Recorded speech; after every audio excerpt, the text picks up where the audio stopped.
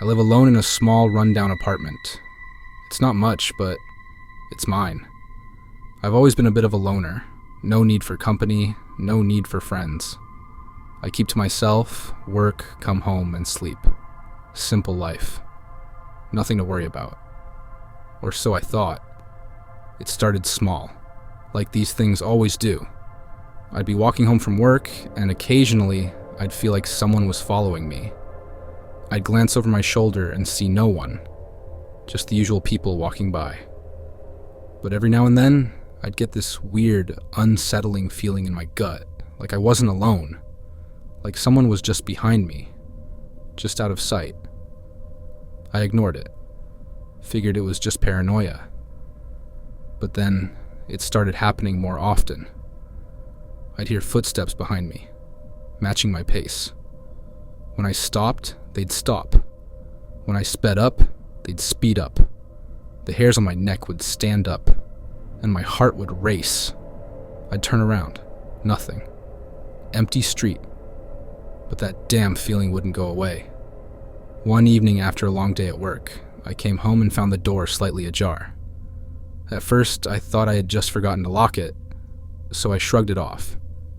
But something about it felt wrong. I couldn't shake the feeling that someone had been inside. I checked my apartment, checked my things. Nothing was missing. Nothing had been touched, but I couldn't get rid of that feeling. It felt like I was being watched. The next night, I woke up at 3 a.m. My phone was vibrating, buzzing on the nightstand. I groggily reached over and saw a message from an unknown number. "I can see you. You're so cute when you're asleep." I froze. My blood ran cold. I felt my pulse in my throat. I immediately got out of bed and checked the locks on all the doors and windows. Everything was secure, but I still couldn't shake the fear that had settled in my chest. I didn't know who it was, but I knew one thing for sure. Someone had been in my apartment. Someone had been watching me while I slept. The messages didn't stop. They came every night. Sometimes they were just short, creepy sentences. "You're mine now. I know what you're wearing. I've been watching you for weeks." The last one made my skin crawl. How long had he been watching me? Then, one night, I went out for a late night walk to clear my head. I needed to get out of that suffocating apartment. As I was walking, I could feel it. That same feeling from before. The feeling of being followed. My instincts were screaming at me, telling me to turn around, but I didn't. I kept walking, faster now, trying to ignore the panic rising in my chest. But then I heard it. Footsteps. Behind me. Not casual footsteps. No, these were deliberate. Slow. Methodical. Like someone was trying to keep their distance, but not enough to make it obvious. I could feel my breath catching in my throat as I picked up the pace. I turned down a side street, hoping to lose whoever was behind me. But the footsteps kept following, just a step behind me. I was panicking now. My heart was racing in my chest, and my head was spinning. I whipped around, ready to confront whoever it was, but there was no one there. The street was empty. The sidewalk was empty. But then, I heard it again. A voice coming from the shadows. "I'm right here." I didn't know what to do. I didn't know who the hell it was or why they were doing this, but at that moment, I didn't care. I ran. I ran as fast as I could, my legs burning, my breath ragged, until I made it to my apartment building and slammed the door behind me. I locked every damn door and window that night, and I barely slept. Every time I closed my eyes, I saw that damn message. "I'm right here." The messages kept coming, each one worse than the last. He knew things. Things about me that no one should know. He knew when I was home, when I was at work, what I was doing. It was like he had eyes everywhere. I couldn't escape him. One morning, after a particularly disturbing message, I got up and decided to check the hallway security footage. I don't know why, but I had to. I sat there in front of the screen, my stomach turning as I fast-forwarded through the footage. I reached the part where I'd come home last night, and that's when I saw it. A man, standing just outside my door. He was tall, dressed in dark clothes, and his face was obscured by the shadows. But I could see his eyes, those cold, dead eyes, staring directly at the camera. The camera blinked once, twice, and then he was gone. That was the last straw. I moved out that day, packed my shit, left the apartment, and never looked back. But even now, I can't shake the feeling that he's still out there, watching, waiting. I don't know where he is, but I know one thing for sure. I'll never be alone again.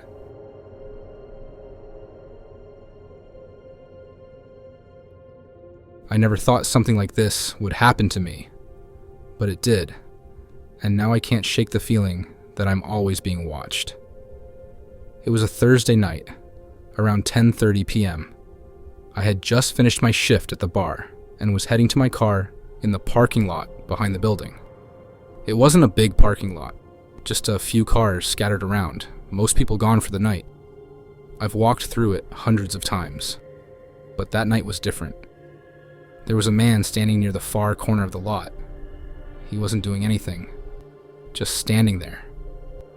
He was tall, wearing a dark hoodie, and his hands were shoved in his pockets.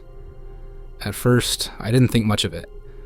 Maybe he was waiting for a friend, or maybe he was just getting some air. But something about the way he was standing made my skin crawl. He wasn't looking at anything in particular, just staring ahead, unmoving. Almost like he was waiting for something. I got in my car, locked the doors, and tried to ignore the unease creeping up my spine. I started the engine and glanced in the rearview mirror, but the man was still standing there, staring. I pulled out, trying to shake it off.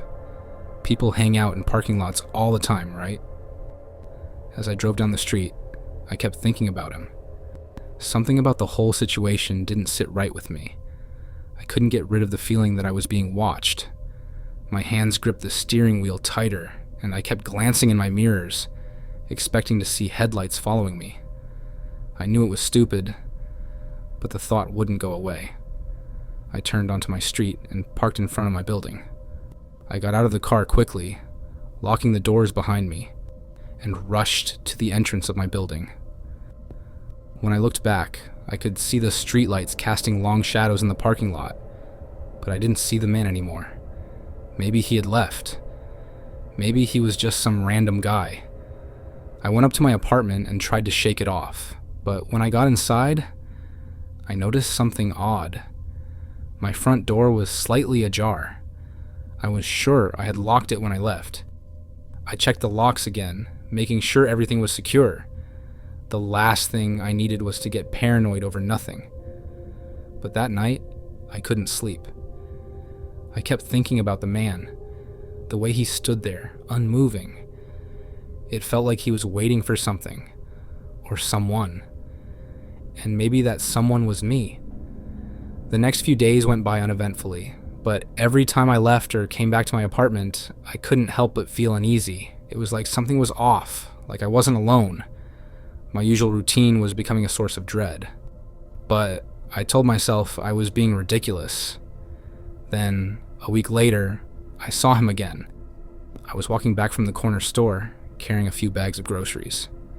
It was late, around 10 p.m., and the streets were quiet.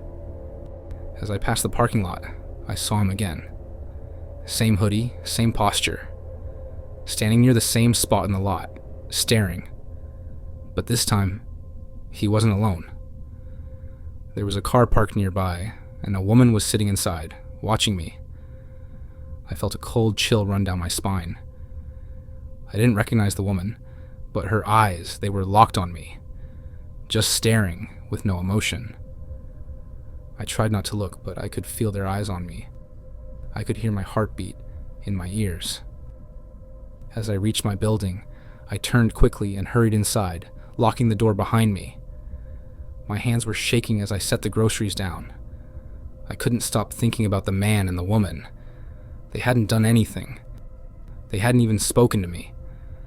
But that feeling, like I was being watched, was stronger than ever. The next morning, I found something taped to my door. It was a small, crumpled note, written in messy handwriting. "You didn't see me, but I saw you." My stomach dropped. I stared at the note for what felt like an eternity, my mind racing. I felt like I couldn't breathe. I knew in that moment that the man wasn't some random stranger. He had been following me, watching me. I wasn't just paranoid. This was real. I didn't know what to do. I thought about calling the police, but what would I even say? I had nothing concrete to show them, just a feeling. A gut instinct that someone was watching me. And a note, which, on its own, wasn't enough to prove anything. For days after that, I stayed home. I didn't go out unless I had to, and when I did, I was constantly looking over my shoulder. Every time I heard footsteps behind me, my heart would race. I didn't feel safe in my own apartment anymore. A few days later, I saw him again, in the parking lot. The same man, standing at the far end, staring at me. This time, I didn't look away. I couldn't. I just stood there, staring back at him. And then, without a word, he turned and walked away. But I knew. I knew this wasn't over, and I couldn't keep running.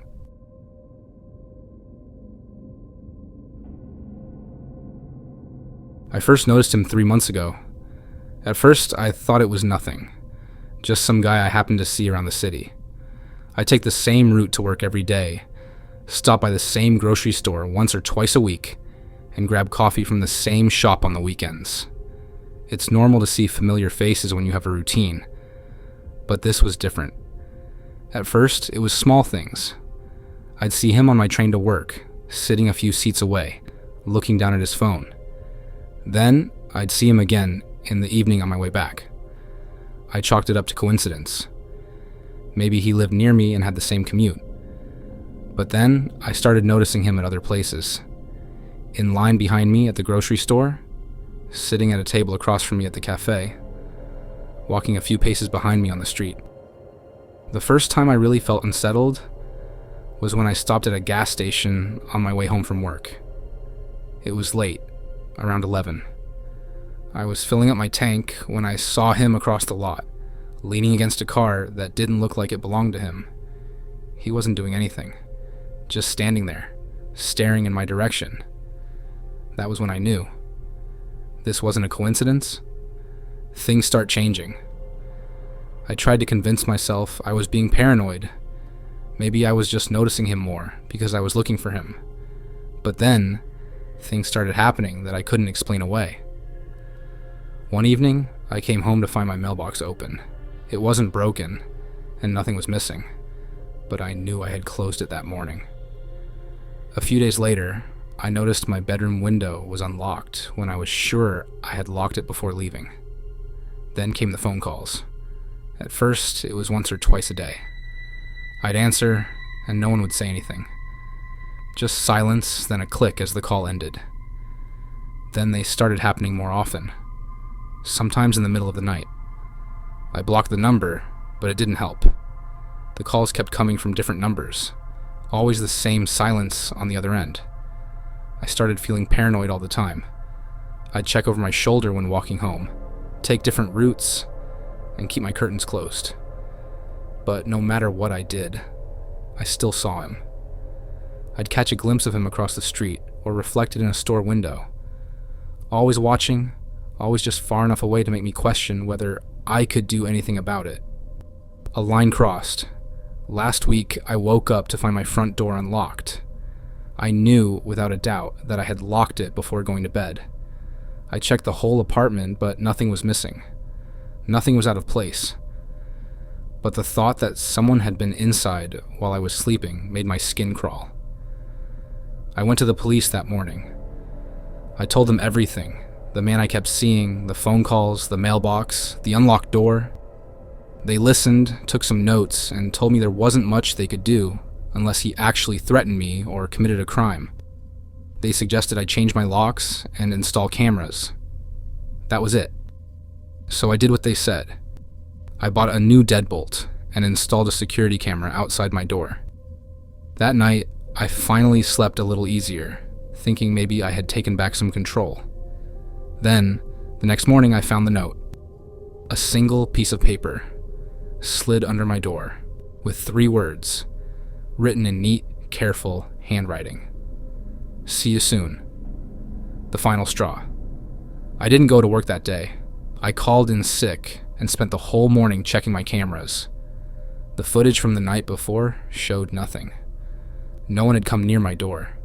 No sign of him. That should have made me feel better, but it didn't. If the camera didn't catch him, that meant he had found a way to avoid it. That night, I decided I wasn't staying there anymore. I packed a bag, called a friend, and told him I was coming over. Just before I left, I checked the peephole. He was standing at the end of the hallway. Just standing there. He wasn't trying to hide anymore. My hands were shaking as I called the police. This time they took me seriously. Officers arrived within minutes, but by the time they got there, he was gone. No trace of him. They searched the area but found nothing. That was 3 days ago. I haven't been back to my apartment since. I'm staying with a friend while I figure out what to do next. The police are looking into it, but I know they don't expect to find anything. The worst part is, I don't know what he wants. I don't know when or if he'll come back, and I don't know if I'll ever feel safe again.